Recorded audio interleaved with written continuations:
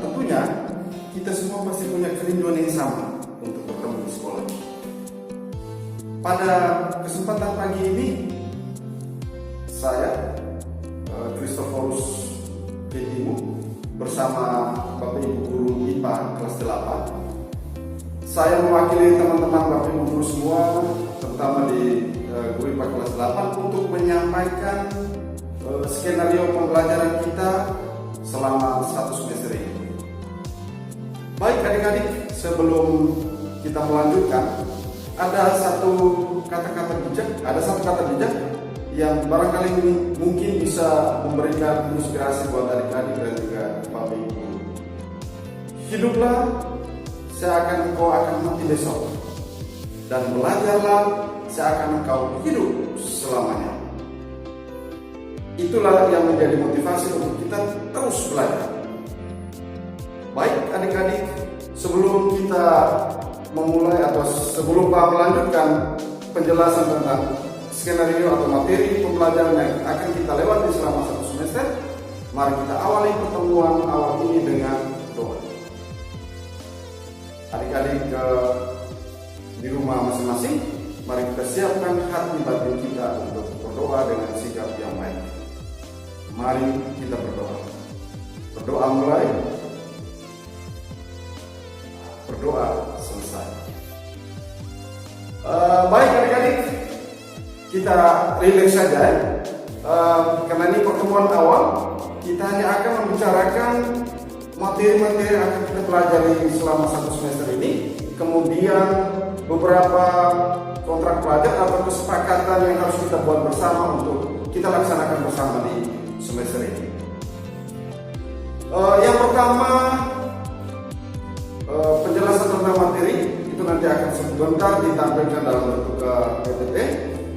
Nah, di awal ini saya akan menyampaikan yang pertama tadi sudah, yang kedua saya akan menyampaikan tentang kesepakatan bersama yang akan kita laksanakan bersama. Bukan hanya adik-adik di rumah, tapi juga Bapak Ibu di sekolah.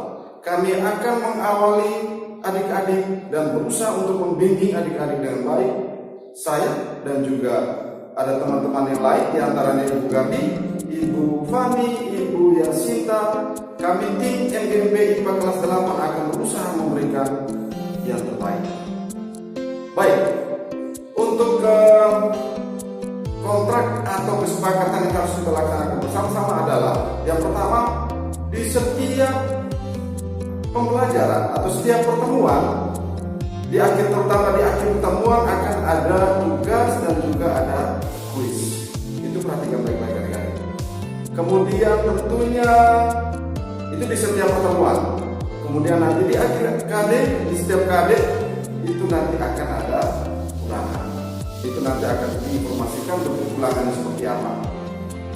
Kemudian nanti tentu ada penilaian. Kalau yang itu masuk di dalam penilaian harian, sedangkan penilaian akhir itu dalam bentuk ujian semester. Saya kira itu yang bisa saya sampaikan. Nanti selanjutnya soal penjelasan materi akan Bapak adik-adik bisa saya saksikan dalam bentuk PPT berikut. Baik adik-adik, materi yang pertama yang harus kita pelajari di kelas 8 yaitu tentang gerak pada benda.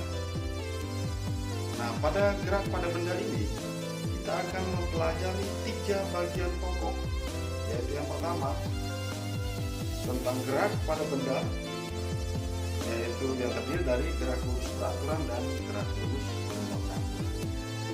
Yang kedua, kita belajar tentang atau mengenal besaran-besaran pada kecepatan, kemudian besaran-besaran pada percepatan dan kelajuan. Selanjutnya, masih dalam KD yang pertama, bagian ketiga kita akan belajar tentang gaya dan mobilitas. Ya, kemudian pada KD yang kedua, kita akan belajar tentang sistem gerak pada manusia. Pada sistem gerak pada manusia ini kita akan belajar 3 sub materi yang harus kita pelajari, yaitu struktur dan fungsi rangka, struktur dan fungsi sendi, struktur dan fungsi otot. Kemudian yang terakhir kita belajar tentang bagaimana gangguan pada sistem gerak dan upaya mencegah kesehatan sistem gerak itu sendiri. Yang ketiga, pada KD yang ketiga ini kita belajar tentang usaha dan pesawat sederhana.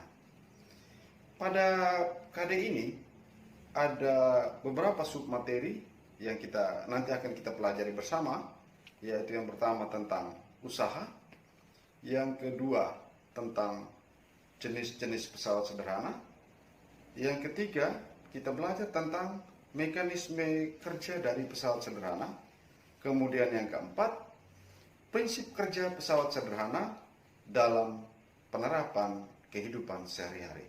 Selanjutnya, pada KD yang keempat, kita belajar tentang struktur dan fungsi tumbuhan. Dalam KD ini ada dua submateri, yaitu yang pertama, kita belajar tentang struktur dan fungsi akar, batang, daun, bunga, buah, dan biji. Lalu yang kedua, kita akan belajar tentang struktur dan fungsi jaringan tumbuhan. Baik, selanjutnya pada KD yang kelima, kita akan belajar tentang sistem pencernaan pada manusia. Pada KD ini ada beberapa submateri yang nanti akan kita pelajari, yaitu yang pertama tentang organ pencernaan. Yang kedua tentang gangguan-gangguan pada sistem pencernaan, dan yang ketiga adalah upaya untuk mencegah gangguan-gangguan pada sistem pencernaan itu sendiri. Ya, dan KD yang keenam itu kita akan belajar tentang zat adiktif dan adiktif.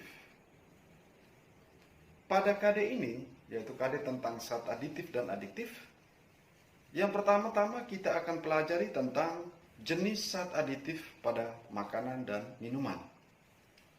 Kemudian yang berikut kita akan belajar tentang jenis-jenis zat aditif.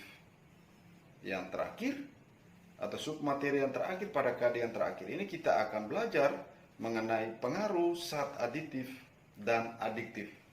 Nah, di zat adiktif ini, itu ada hubungannya dengan psikotropika.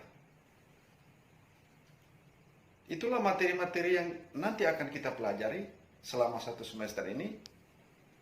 Demikian penjelasan dari Pak, semoga bisa bermanfaat dan selamat belajar.